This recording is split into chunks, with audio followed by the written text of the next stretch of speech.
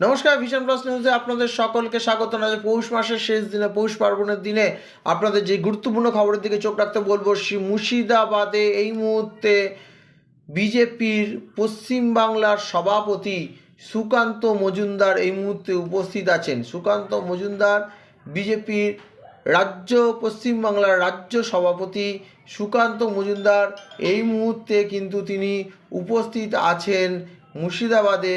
এবং মুর্শিদাবাদে তিনি যেখানে উপস্থিত আছেন সেটা হলো রাজেশ্বরী মা কালী বাড়ি, সেখানে লালগোলা রাজবাড়ি, রাজেশ্বরী মা কালী বাড়িতে এই মুহূর্তে সুকান্ত মজুমদার উপস্থিত আছেন।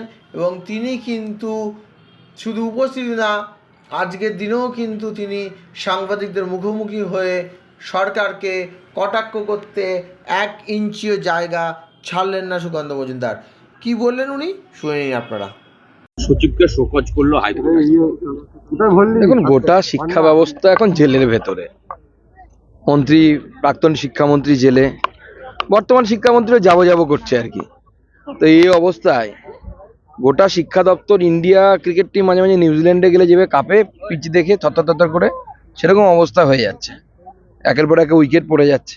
আমরাও অপেক্ষা করছি, মধ্যশিক্ষা পর্ষদের তাকে ভর্ৎসনা করা হয়েছে, এবার কার উইকেট পড়ে সেই দেখার জন্য অপেক্ষায় বসে আছি। দাদা, রেশন দুর্নীতি তদন্তে এবার মেরুন ডায়েরিতে চাঞ্চল্যকর তথ্য মিলেছে বলে দাবি করছে ইডি।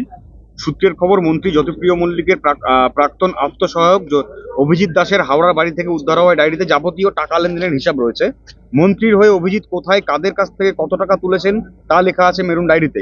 ইডির দাবি, নিজের বয়ানে অভিজিৎ স্বীকার করেছে তিনি জ্যোতিপ্রিয় হয়ে টাকা তুলতেন। ইডি সূত্রে খবর, মন্ত্রীর প্রাক্তন আত্মসহায়ক অভিজিৎ দাসের বাড়ি থেকে উদ্ধার হওয়া এই ডায়েরিতে ব্যবসায়ী হিতেশ চন্দনের কাছ থেকেও টাকা তোলা হয়েছে বলে লেখা রয়েছে এই ডায়েরিতে। ইডির দাবি, জিজ্ঞাসাবাদে হিতেশ জানিয়েছেন সমাজসেভার নাম করে জ্যোতিপ্রিয় মল্লিক টাকা নিতেন। দেখুন, তৃণমূল কংগ্রেস এত চুরি করেছে না, তার যদি কাহিনী লিখতে হয় ডায়েরিতে কি হবে, রামায়ণ মহাভারত থেকেও বড় মহাকাব্য হয়ে যাবে। এবং এখানে আমরা বসে আছি, অনেকে বলেন যে আনন্দমঠ এখানে রচনা করেছিলেন বঙ্কিমচন্দ্র চট্টোপাধ্যায়, এবং গবেষণাতেও এই ধরনের তথ্য প্রমাণ উঠে এসেছে। যদি এই নিয়ে বিতর্ক আছে, আমি সেই বিতর্কে যাচ্ছি না। আনন্দমঠের থেকেও রোমাঞ্চকর কাহিনী, তৃণমূলের চুরির কাহিনী আগামী দিনে বেরোবে। এবং আমি কুণাল ঘোষের লেখালেখির অভ্যেস আছে, ওনাকে অনুরোধ করবো এই চুরি নিয়ে, চুরির সাতকাহন বলে একটি কাব্যগ্রন্থ রচনার জন্য। হাসপাতালে নার্সিং প্রশিক্ষণ, সরকারি হাসপাতালের পরিকাঠামো ব্যবহার করে, এটা কি সম্ভব?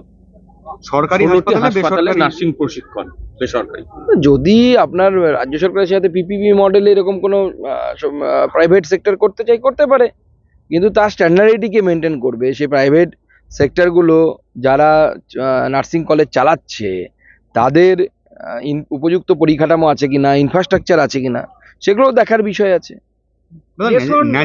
মামলায় আজকে শহর এবং শহরতলিতে কলকাতাতে তল্লাশি অভিযান শুরু হয়েছে, কিন্তু কবে ধরা পড়বে শাহজাহান, কি মনে করছি? দেখুন, শাহজাহান কবে ধরা পড়বে তার তো নির্ভর করছে রাজ্য পুলিশের উপরে, কারণ রাজ্য পুলিশ এর হাতেই দায়িত্ব যে তার বিরুদ্ধে যে অপরাধ আছে সেই অপরাধকে ধরার জন্য।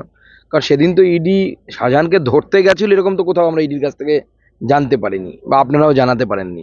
ইডি তল্লাশি করতে গেছিল, ইডি বিভিন্ন জায়গায় তল্লাশি করে, তল্লাশি করা মানেই সেখানে তাকে গ্রেপ্তার করবে এরকম কিন্তু কোনো বিষয় নেই।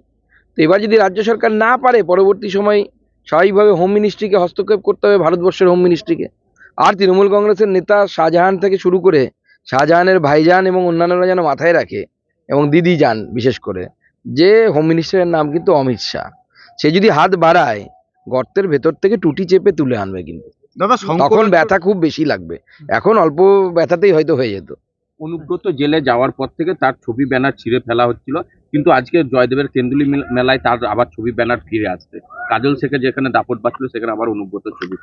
এখন ওদের মধ্যে গোষ্ঠীদ্বন্দ্ব চলছে, ওখানে কাজল শেখ না আর একটা শেখ, কোন শেখ থাকবে এই নিয়ে এখন ওখানে লড়াই চলছে।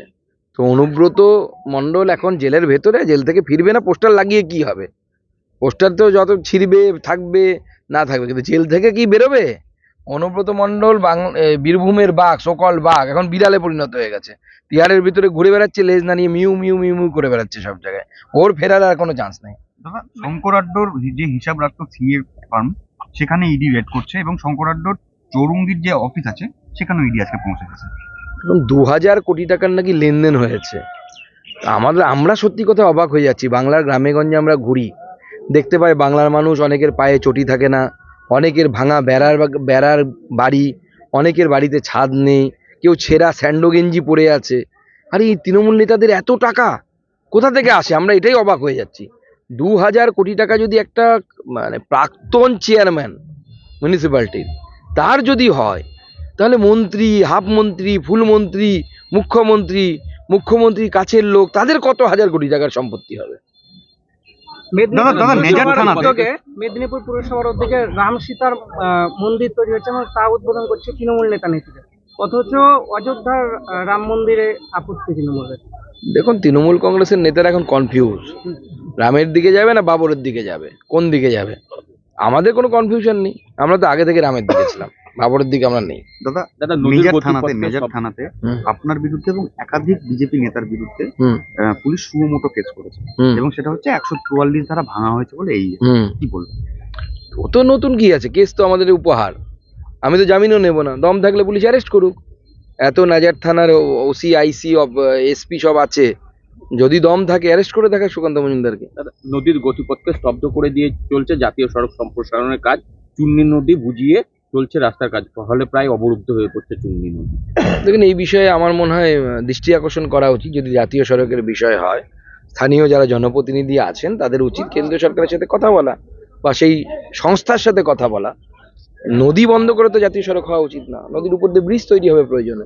কেন্দ্র সরকার তো বলছে আমাদের টাকার অভাব নেই, রাজ্য সরকারের টাকার অভাব থাকতে পারে, আমাদের কোনো টাকার অভাব নেই। কেন্দ্র সরকারের যত টাকা লাগবে রাস্তা তৈরির জন্য, উন্নয়নের জন্য, জমি দিতে হবে শুধু রাজ্য সরকারকে, কেন্দ্র টাকা ঢেলে দেবে। বালুরঘাটে দেখা যাচ্ছে যে কর্মতীর্থ রয়েছে সেটা জঞ্জালে ভর্তি। আবার ঝড়খালিতে যে সরকারি বড় ফ্যাক্টরি তৈরির কাজ শুরু হয়েছিল তাও কিন্তু থমকে আছে। এদিকে দেখুন, রাম মন্দিরের বিরোধিতা করছে কোথাও তৃণমূল। কোনো কর্মতীর্থ কোনো কাজে লাগে না। কর্মতীর্থ কেন্দ্রের টাকা এসেছিল, ওই টাকা দিয়ে নীল সাদা কিছু বিল্ডিং তৈরি করা হয়েছে শহরের বাইরে। ভূত ছাড়া ওখানে কেউ যায় না, ওই ভূতেরাই যায়, মাঝে মাঝে পার্টি ফাটি করে। আর কিছু তৃণমূলের ভূত আছে যারা সন্ধে হলে যাদের আবার বোতল লাগে, সেই ভূতেরা ওখানে পার্টি বসায়। আর ওই বিল্ডিং তৈরির সময় নেতা মন্ত্রীদের কাটমানি খাওয়ার ছিল, কাটমানি খেয়ে নিয়েছে, কর্মতীর্থের কাজ শেষ, কর্মও হয়ে গেছে, তীর্থ হয়ে গেছে। চলুন। Thank you.